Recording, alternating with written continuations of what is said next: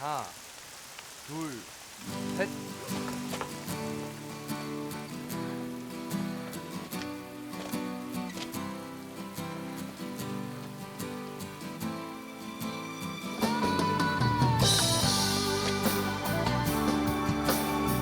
우연히 운명이 되는 사랑 이야기 클래식 바로 시작합니다.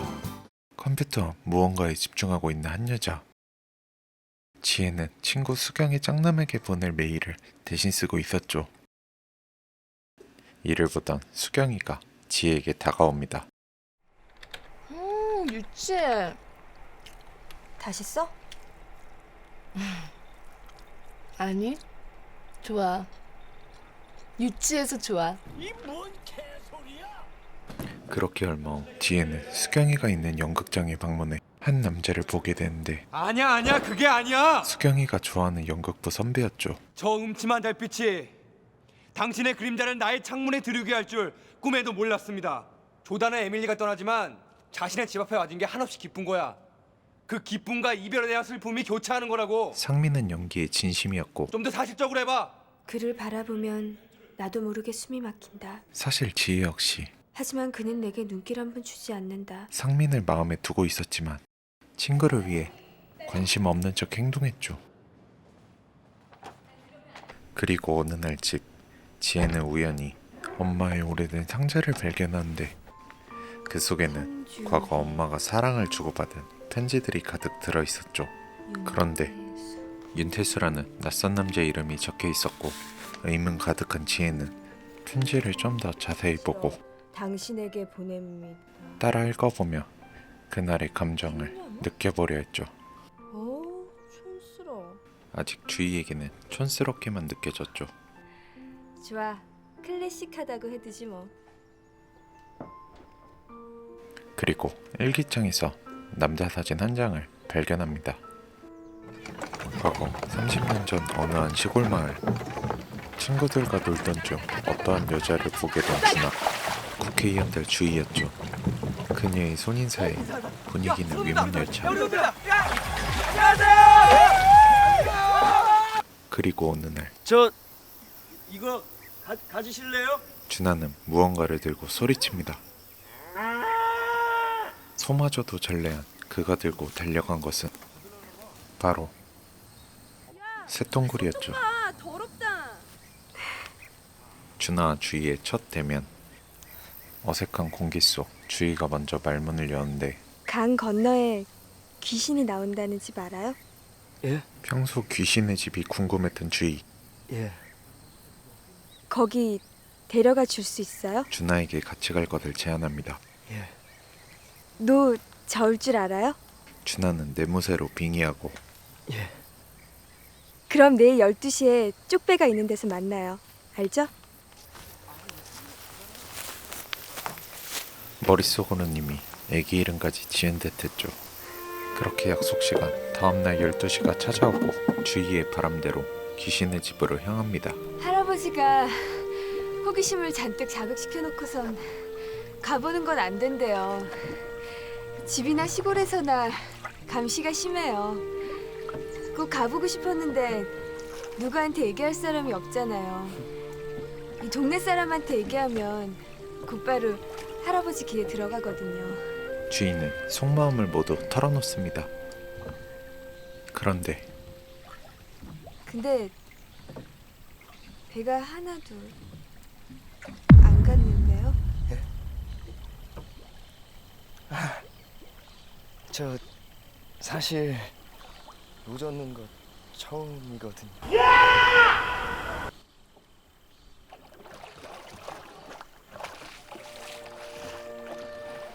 이어서 처음으로 인사를 나누고 저 오준하예요.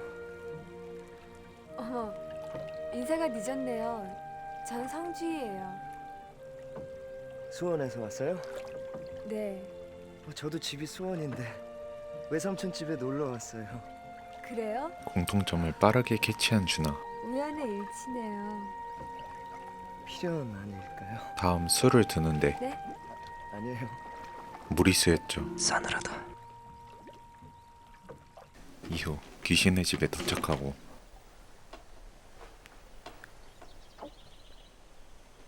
긴장된 표정의 준하가 문을 조심스럽게 여는데 무엇을 봤는지 고함을 지르며 도망갑니다. 이어서 주희가 조심스럽게 다가가죠.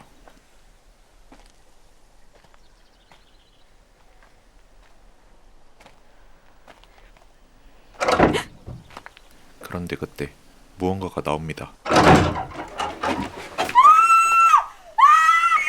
귀신도 보면 도망갈 상대지였죠.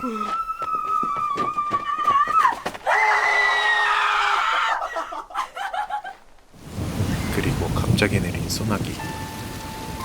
타고 온 배가 하염없이 떠내려가죠.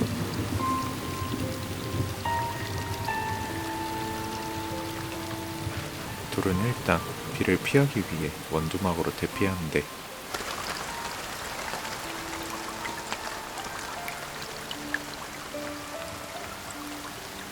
소나기예요. 금방 그칠 거예요.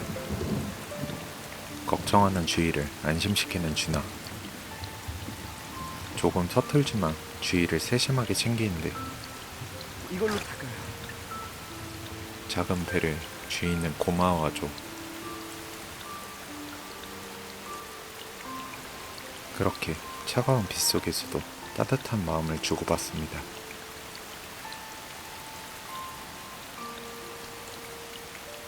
비가 그치면 강을 따라 나루터로 가야죠. 그럼 배를 탈 수 있어요. 좀 멀지만. 어느덧 소나기가 그치고 밤이 깊어갑니다. 저 무겁죠? 아니요. 하나도 안 무거운데. 저 몸무게 많이 나가요. 밥도 많이 먹고. 걱정 마세요. 주희 씨 정도면 업고 서울까지라도 갈 수 있어요.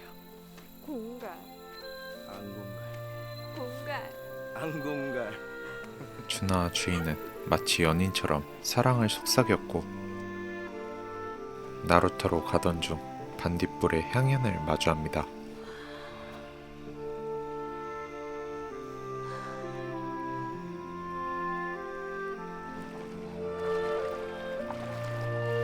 준하는 아름다운 반딧불을 주희에게 선물합니다.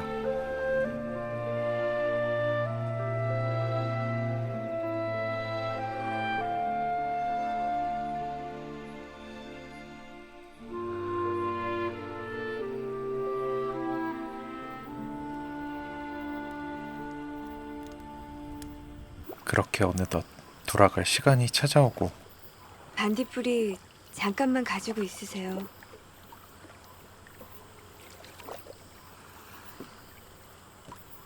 주인은 고마움에 반딧불이도 받고 등에 업히기도 했는데 아무리 생각해도 드릴 게 이것밖에 없어요. 하나뿐인 자신의 목걸이를 준하에게 선물하죠.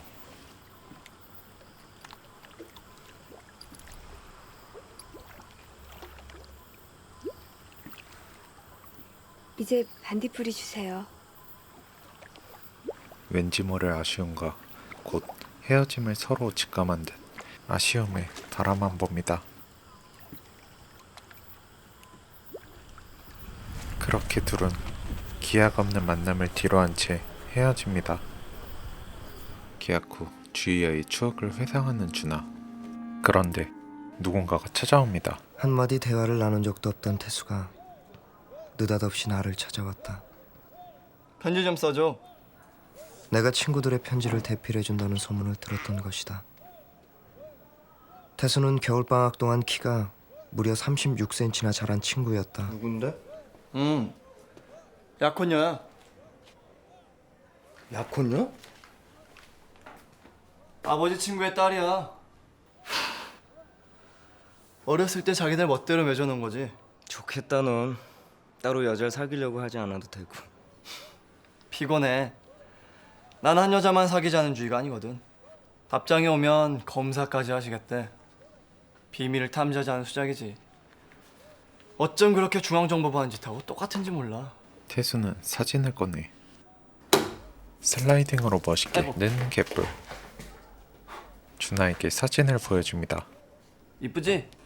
근데 공화당 의원의 딸이라면 그런데 안 봐도 고리타분하겠지? 주희였죠. 그 이후 준하는 태수의 부탁을 들어주고 주희에게 보낼 편지를 대신 작성합니다. 다 썼다. 어디 줘봐. 이 상황을 바라보는 준하의 속마음은 편치 않았죠. 태수에게 편지를 써주는 것은 고통스러운 일이었다. 그녀이기 때문이다. 하고 싶은 말이 그토록 많은데. 준하의 편지를 본 태수의 반응은 좋았어. 그리고 어느 날 오준아! 태수가 준하를 급하게 찾는데 오준아! 준아야! 오준아! 현재 준하의 속마음은 개지자였죠. 야, 인마 소리 지르면 어떻게 도서관에서? 태수가 그토록 소리쳤던 이유는 이것 봐, 초청장이야. 주희의 초창장 때문이었죠. 그렇게 얼마 후 준하는 운명처럼 주희를 다시 보게 되었고 연주회를 마친 주희에게 축하와 격려가 가득한데 차마 다가가지 못하고 바라만 보는 준하. 이를 본 주희 또한 준하와 같은 마음이었는데 하지만 하늘도 둘의 마음을 꺾을 수 없었는지 결국 다시 만나게 되었습니다. 둘은 서로를 마주한 게 마치 꿈 같기만 했죠.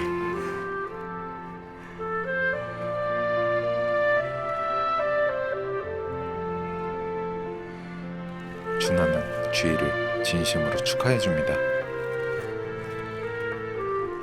고마워요. 축하해요. 다리는 다 나았어요? 네, 감기도 네. 걱정 많이 했어요. 아, 그리고 비창 너무 잘 들었어요. 더 연습해야 돼요. 할 말이 너무나도 많은데 사람들이 기다리고 있어요. 시간이 몰래 빠져나왔거든요. 야속하기만 합니다.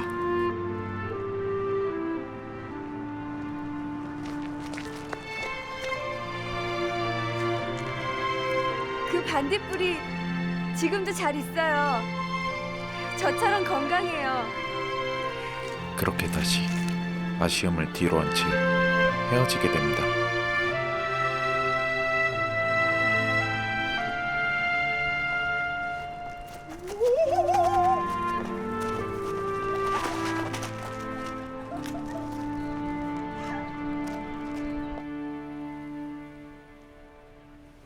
다시 현재로 돌아와 엄마의 일기장을 보던 지혜는 어디론가 향하는데 미술관에 도착한 지혜.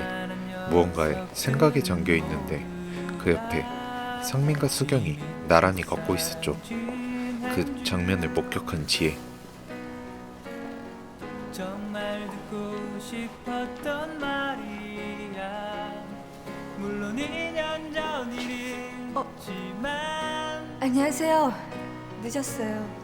기뻐야 하는 어머, 게 지혜구나. 당연해. 상민 오빠 내가 이겼지? 기분은 그게 우리 내기했거든. 난 네가 오는데 걸었고 오빠는 네가 안 오는데 걸었어. 오빠가 오늘 저녁 사야 돼. 그래 알았어.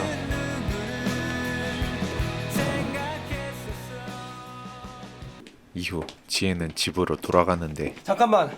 상민이 다급하게 부릅니다. 무언가 있는 듯한 표정인데 오늘 선물을 샀는데 외로울까봐 지혜 거까지 준비했어. 선물 때문이었죠. 어머, 너 오늘 잠 못 자겠다. 상민 오빠 이런 사람 아니야. 다친 거 잘 둔 덕이야.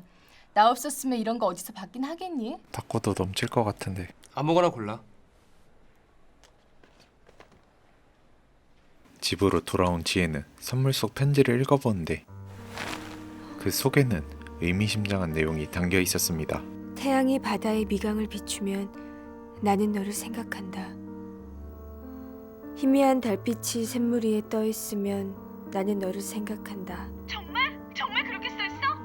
어머, 상민 오빠 나를 너무너무 좋아하는구나. 당연히 편지의 내용이 수경의 것이라 생각한 지혜는 단념하기로 하죠. 이제 더 이상 그를 만날 필요가 없다. 그는 수경이만을 생각한다. 태양이 바다의 미강을 비출 때도, 희미한 달빛이 샘물 위에 떠 있을 때도. 그러던 어느 날 수업을 마치고 집으로 돌아가는 길, 갑작스레 내린 비에 지혜는 급하게 나무 밑으로 몸을 피하는데, 그런데 무언가를 봤는지 놀란 표정으로 고개를 돌립니다. 바로 상민 때문이었죠.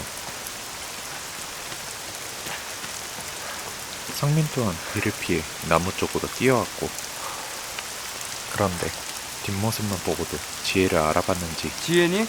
지혜를 부르죠. 안녕하세요.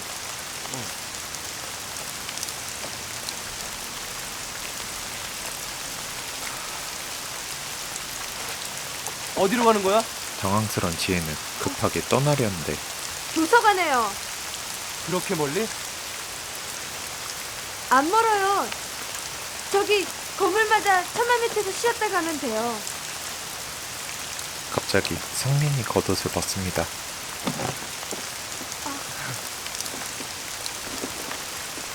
그럼 내가 모셔다 드려야지. 내 우산으로.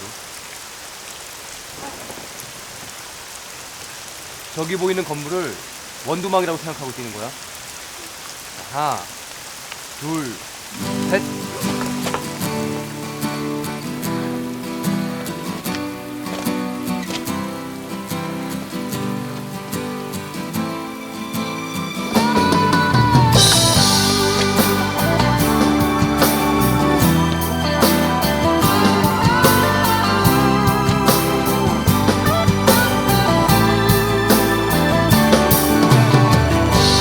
너에게 난 해질녘 노을처럼 한편의 아름다운 추억이 되고, 소중했던 우리 부르던 나를 기억하며 후회 없이 그림처럼 남아주기를. 나에게 넌 내 외롭던 지난 시간을 환하게 비춰주던 햇살이 되고, 조그만 터 너의 하얀 손 위에 빛나는 보석처럼 영원의 약속이 되어. 너에게 난 해질녘 노을처럼 한편의 아름다운 추억이 되고, 소중했던 우리 부르던 나를 기억하며 후회 없이 그림처럼 남아주기를.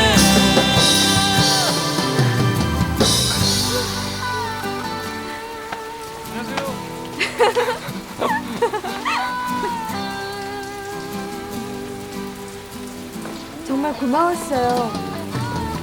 옷이 젖어서 어쩌죠? 어차피 젖었을 텐데 뭐.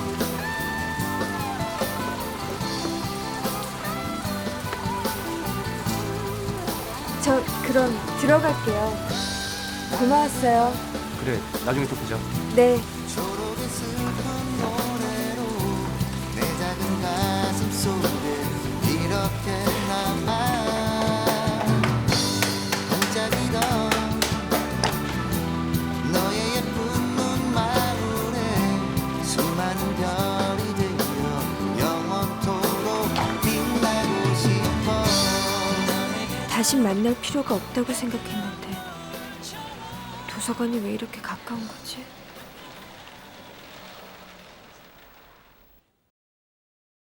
다시 과거로 돌아와 주희의 집 앞.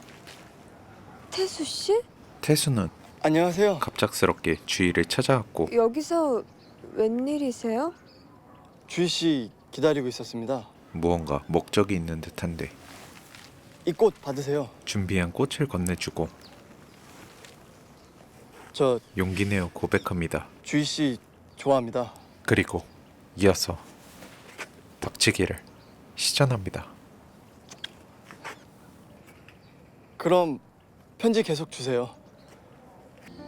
태수, 이후 네 편지 기다리고 있어. 태수의 소식을 들은 준하는 주희에게 사실대로 얘기하죠. 어쩔 수 없어. 주희는 준하와의 미래가 우린 아무것도 할 수 있는 일이 없어. 없다고 생각합니다. 그런 소리 하지 마. 하지만 준하는 무슨 방법이 있을 거야. 주희와는 생각이 달랐죠. 이후 준하는 비장한 표정으로 태수를 찾아가는데 주먹 줘봐. 갑자기 알 수 없는 행동을 요구합니다. 이렇게 올려봐. 뭔가 어리둥절한데 일단 따라합니다. 이제 나 때려. 널 왜 때리냐? 어서 때려봐. 난 사람 때리는 게 싫어. 맞는 것도 싫고. 우리 아버지한테 많이 맞았거든. 지금까지 너 몰래 사귀고 있었어. 준하는 모든 사실을 털어놓는데 태수는 아무렇지 않게 웃어넘겨버리고 걱정 마. 근데 그 목걸이 오히려 태수는 우리 아버지가 안 보게 해라. 준하에게 큰일 난다. 진심 어린 조언을 합니다. 전부 치러 왔어요. 이후 방학이 찾아오고 거기에 내용 기입해 주시면 되거든요. 주희와 준하는 태수의 도움으로 편지를 왕성히 주고받을 수 있었습니다.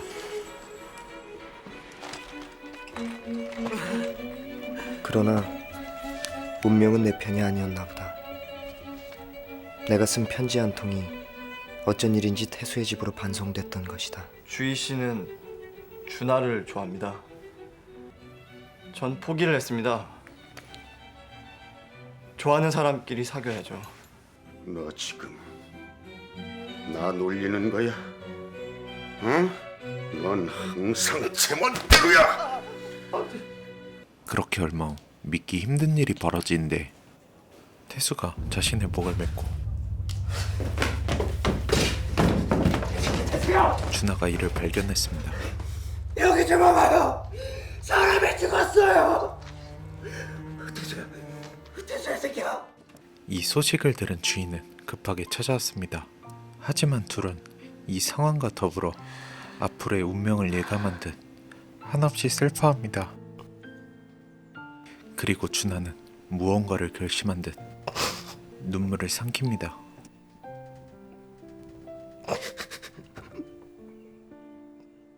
조금 뒤 주인은 준하에게 준 자신의 목걸이가 있다는 것을 발견합니다.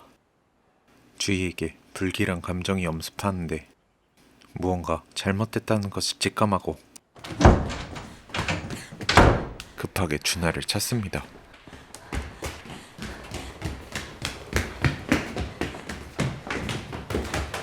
다시 현재로 돌아와 지혜야, 이게 뭔 줄 아니? 언니가 물어보는데 우산? 평범한 우산 같았죠. 아주 특별한 우산이야. 다 똑같지 뭐. 왜 특별하냐 하면 이거 상민이가 나한테 준 거니까. 상민이란 말에 지혜가 반응하는데 걘 내가 자기 좋아하는 줄 아나 봐. 그럼 매일 넋을 잃고 헤헤 보는데 모르려고? 이거 네가 상민이 갖다 줘. 언니가 직접 갖다 줘. 난 거기 안 가. 왜? 이어서 언니는 수경이하고 싸웠니? 지혜에게 있어 일생일대 얘기를 들려줍니다. 그저께 비가 갑자기 온 날 있지?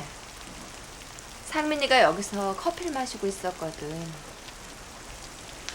근데 창밖을 이렇게 바라보다가 벼랑간 돌아보더니 날 보고 지혜는 무언가를 느낀 듯 창 쪽으로 다가갑니다. 누나 우산 가져왔어? 그러더라고. 창밖을 본 지혜는 그래서 그렇잖아도 안 가져와서 걱정이다 그랬더니 며칠 전 그날의 기억이 떠올랐고 우산을 여기다 이렇게 세워놓고 이거 누나 가져 그러더라고. 언니의 말을 들은 지혜는 자기는 비를 맞겠다는 거야. 확신합니다. 그러더니 빗속을 막 뛰어가는 거 있지. 그때의 순간들이 우연이 아니었다는 것을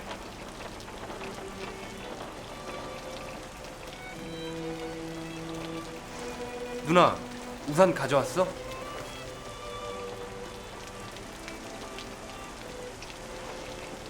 이거 누나 가져.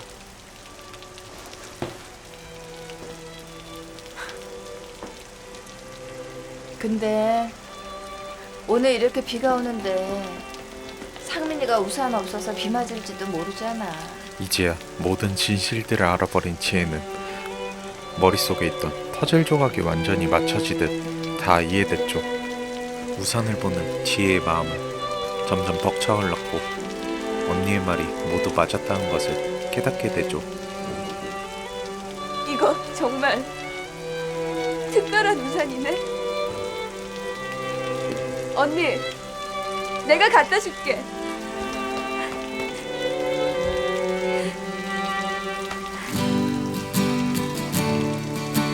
언니, 우산 가지고 왔어? 가져왔지 오늘은. 그래. 그래도 내 거 가져.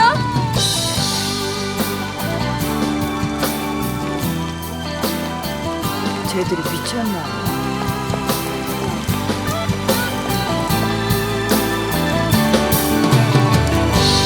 너에게 난 해질녘 노을처럼 한편의 아름다운 추억이 되고 소중했던 우리 부르던 나를 기억하며 후회 없이 그림처럼 남아주기를. 나에게 넌 내 외롭던 지난 시간을 환하게 비춰준 햇살이 되고 조그맣던 너의 하얀 손 위에 빛나는 보석처럼 영원의 약속이 되어 너에게 난 해질녘 노을처럼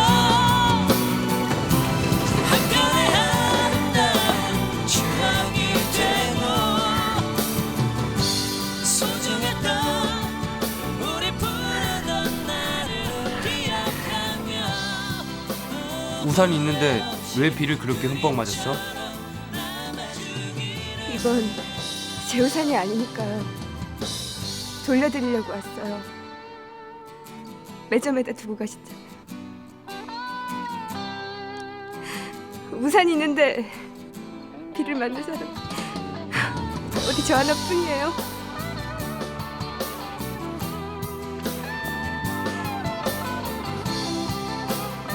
가지마.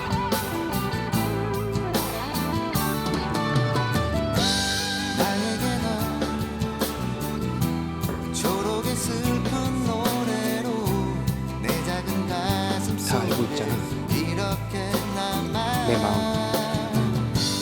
반짝이던 너의 이제 다 알아버렸잖아. 마음에 수많은 별이 되어 영원토록 빛나고 그래. 싶어. 지혜가 비를 맞고 뛰어가는 모습을 보고 나도 우산을 버렸던 거야.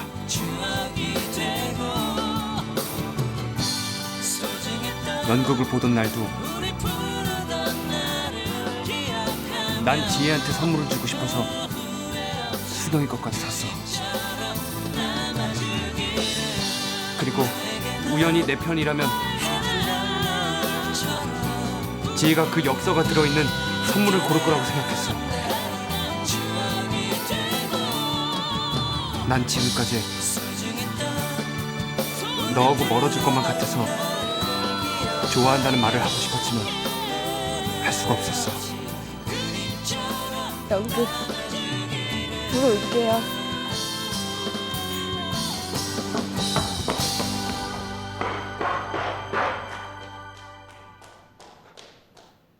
다시 과거로 돌아와 준하가 군입대한다는 소식을 들은 지혜. 애타게 찾던 중 준하를 발견합니다. 순간 지혜의 감정은 북받치는데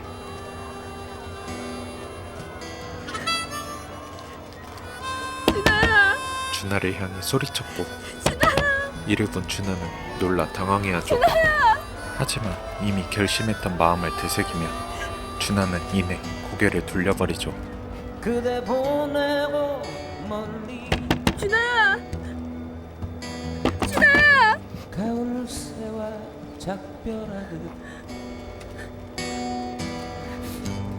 그대 떠나 보내고 준아야! 돌아와 술잔 앞에 앉으며 준아야! 눈물 내 눈에 꼭 살아서 와야 돼! 준아야! 준아야! 대답 좀 해봐! 그대 준아야! 보내고 아주 지는 별빛 바라볼 때 살아서 와야 돼! 눈에 흘러 내리는 아무리 소리쳐도 돌아보지 않는 준하. 못다한 말들 그렇게 아픈 사랑 열차 출발 소리와 함께 출발합니다. 지울 수 있을까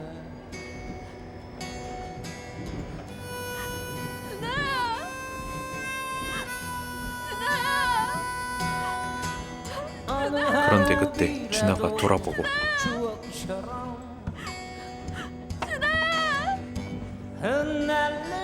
이제 정말 시간이 없다는 것을 깨달은 듯 준하는 참아왔던 감정이 끝내 터져버리고 주희에게 달려갑니다.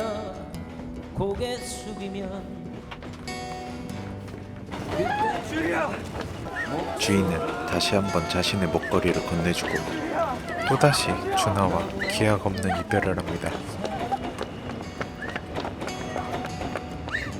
사랑이 아니었음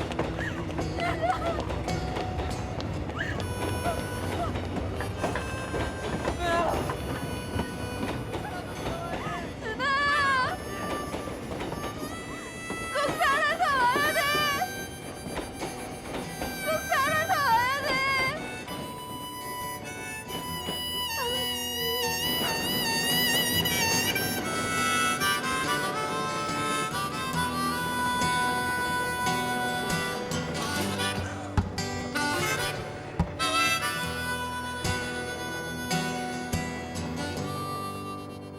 주희의 목걸이를 받은 준하는 비장한 마음으로 자신의 목에 걸어둡니다.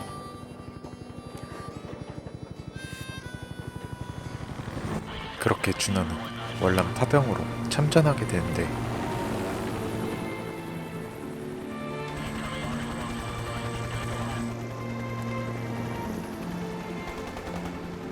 전투 중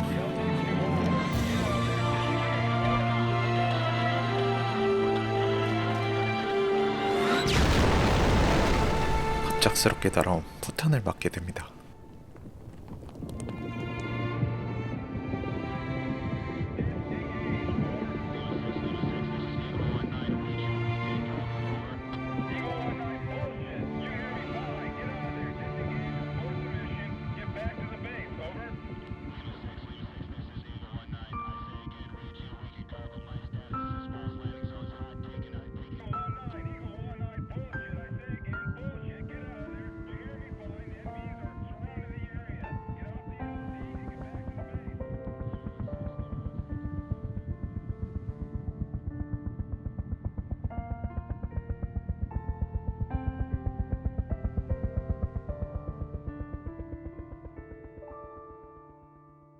그렇게 몇 년 후 기적처럼 준하 주희의 재회가 이뤄지고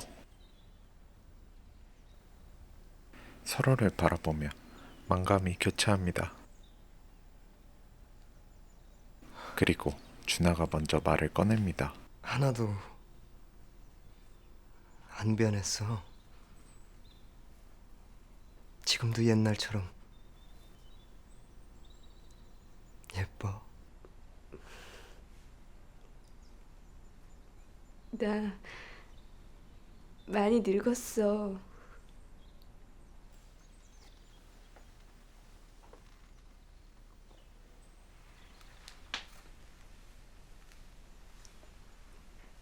고생 많았지? 고생은 뭐.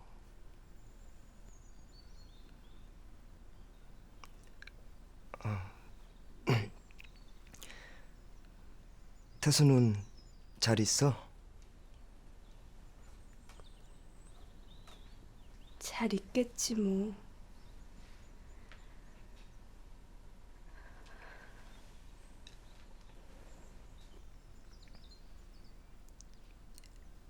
왜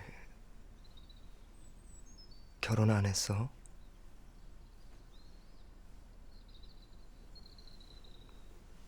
난 벌써 했는데.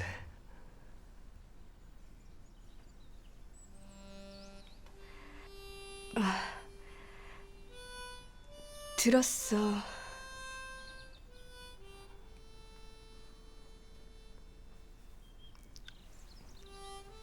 할 말이 굉장히 많았는데 막상 만나니까 생각이 안 나네.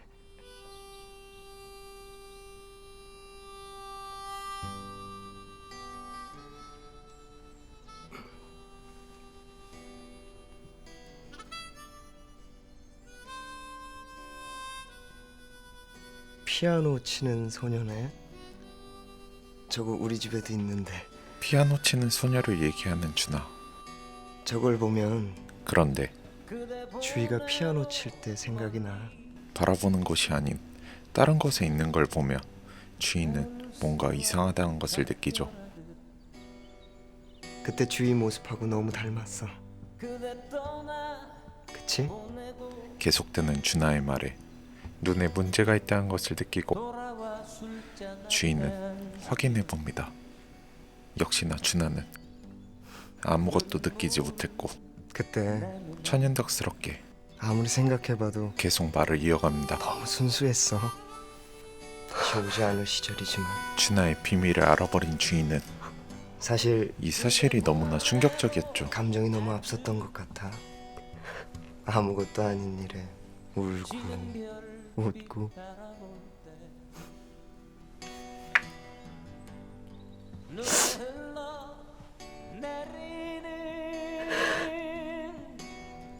못다한 말들 그 아픈 사랑 지울 수 있을까?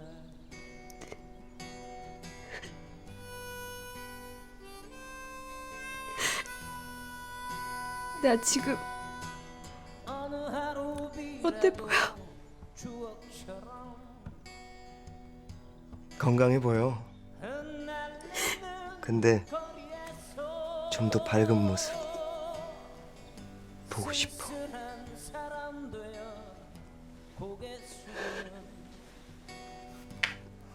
나 지금 울고 있어. 눈물 안 보여? 그제서야 준하는 모든 게 들통났다는 것을 느끼는데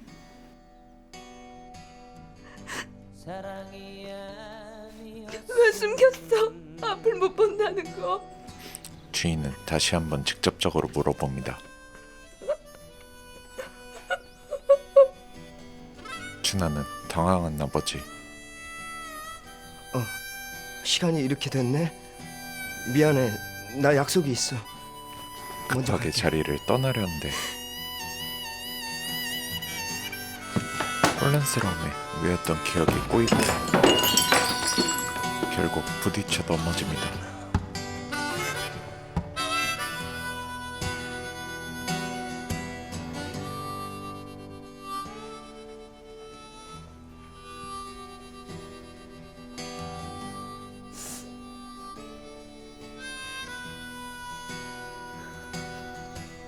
어느 하루 바람이 젖은 어깨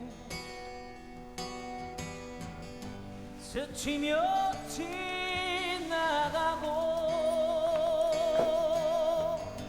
내 지친 시간들이 창에 어리면 그대 미워. 미안해. 거의 완벽했는데 해낼 수 있었는데 어젯밤에 미리 와서 연습 많이 했었거든. 준하는 그제야 모든 사실을 털어놓습니다. 거의 속을 뻔했어. 이제 우리 다시는 정말 잘했어. 정말 속을 뻔했어. 그리고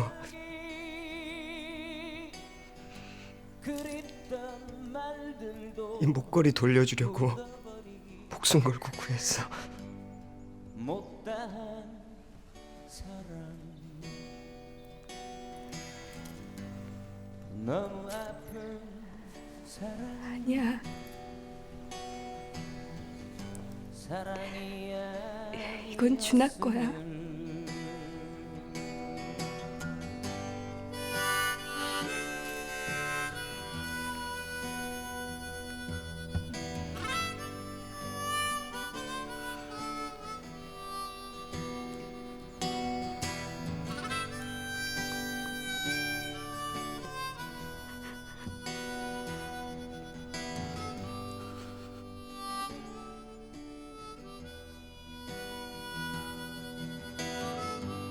이후 준하의 상황을 모두 알아버린 주인은 결국 양가 부모들이 원하는 대로 태수와 결혼합니다.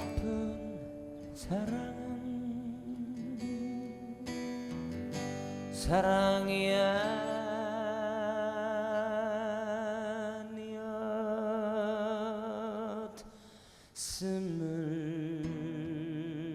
아니었음을. 그렇게 3년 후 성주희 씨,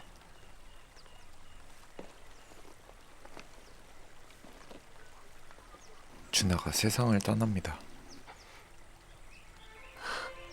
준하가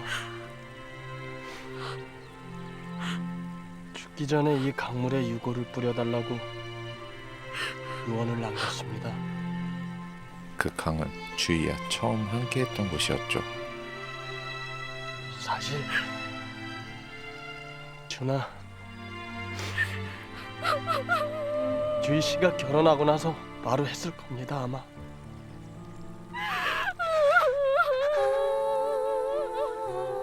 자식, 아들까지 낳았네.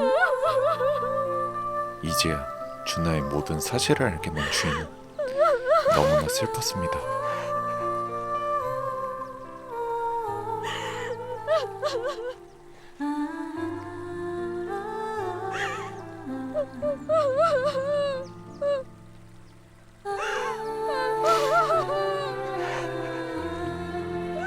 그리고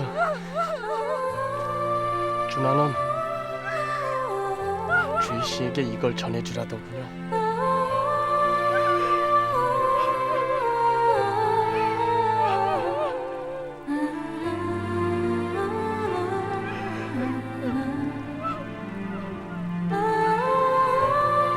그렇게 유언대로 준하의 유해가 강가에 뿌려지고 주인은 준하가 가는 마지막 길을 함께합니다.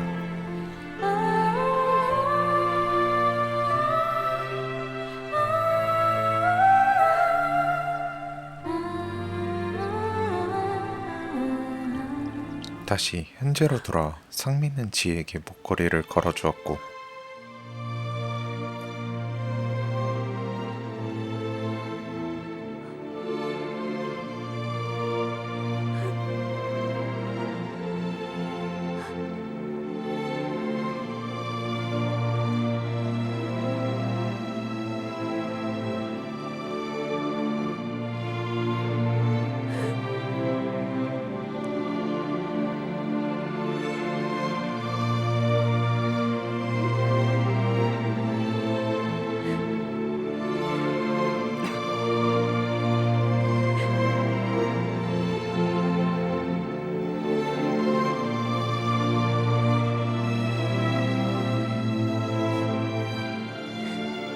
그렇게 과거에 이루어지지 못한 사랑이 완성되었습니다.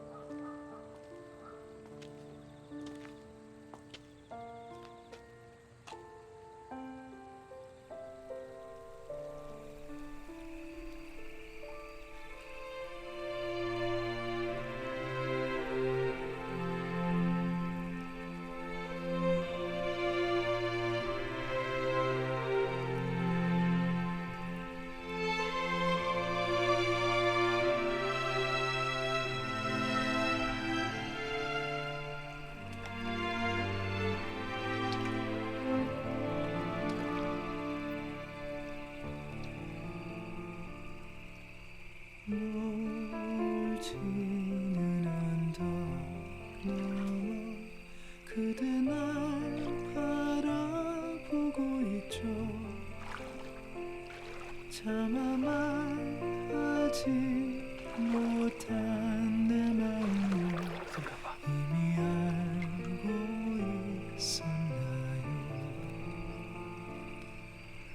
왠지 모르게 우리는 우연처럼 지내왔지만 무지개 먼지나 천국에 가도 마음만은 변함없죠. 사랑하